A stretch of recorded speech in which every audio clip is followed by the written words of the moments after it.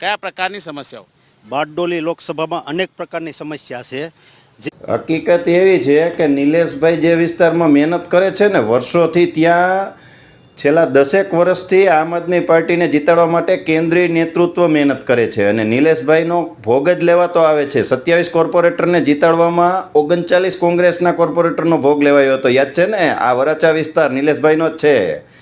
અને જ્યારે વિધાનસભાની ચૂંટણી આવીને ત્યારે પણ ઉપરી નેતૃત્વએ પ્રચારમાં પણ રાહુલ ગાંધીએ નહોતા આવ્યા અને આમ આદમી પાર્ટીના ઉમેદવાર અલ્પેશભાઈને જીતાડવાનું નક્કી થઈ ગયેલું.